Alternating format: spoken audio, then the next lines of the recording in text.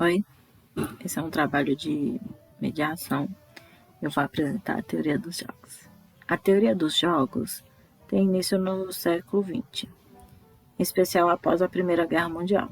Tinha como base a matemática aplicada e a economia, em que estudava situações estratégicas baseando na previsão da conduta do outro, como um jogo de xadrez.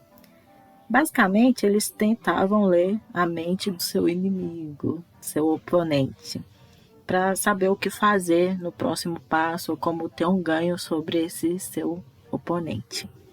O objeto de estudo da teoria dos jogos era basicamente conflito, ou seja, a teoria dos jogos tinha terreno em situações conflituosas na qual duas pessoas têm que desenvolver estratégias para maximizar seus ganhos, de acordo com regras pré-estabelecidas.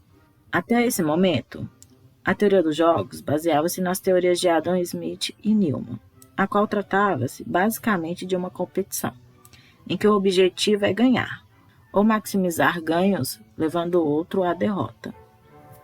John Nash rompe com essa ideia e introduz o método de cooperação. O exercício Floyd-Drescher pode exemplificar como funciona a ideia do ganho através da cooperação e do equilíbrio de Nash. Nesta dinâmica, é estabelecida uma relação continuada dos jogadores, que consiste em um jogo de 100 rodadas. Para jogar esse jogo, são chamados dois jogadores, o jogador A e o jogador B. Existem 3 regras no jogo. 1. Se ambos os jogadores cooperassem jogando C, ambos ganhariam R$1. 2. Se ambos não cooperassem jogando a carta D, ambos perderiam R$1. E 3. Se um cooperar e o outro não cooperar, aquele que cooperou jogando a carta C perderia R$2, enquanto quem não cooperou jogando D ganharia os R$2.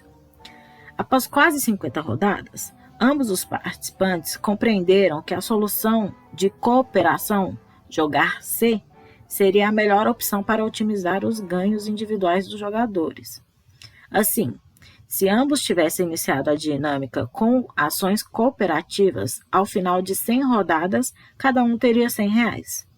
Como compreenderam o equilíbrio de Nash, somente perto da 50ª rodada foi possível aproveitar parcialmente o potencial de ganho cooperativo. E, ao final do jogo, aquele que mais cooperou ganhou mais que o jogador que menos cooperou. Vencer a dinâmica deixou de ser ganhar mais do que seu oponente, para tornar-se otimizar ou maximizar os ganhos diante de um determinado contexto. É possível comparar essa relação continuada com um processo de divórcio em que as partes são competitivas. A dinâmica competitiva dos divorciandos, que passam a agir de forma não colaborativa, tem resultados individuais muito inferiores ao que poderiam obter se adotassem postura cooperativa. A ideia da cooperação é medir o quanto aquele ganho significa para a gente. Salienta-se que em relações não continuadas, o equilíbrio de Nash consiste na não cooperação, ou competição. Por exemplo, se tiver só um paraquedas em um avião que vai cair, competir pelo paraquedas trará o maior ganho, né? Obviamente.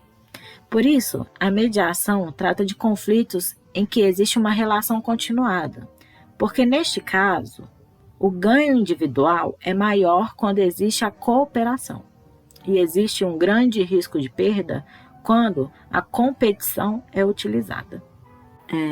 Esse trabalho foi feito pela Franciele ou Fran, e é um trabalho de mediação apresentado pela professora Valéria. Obrigada, gente.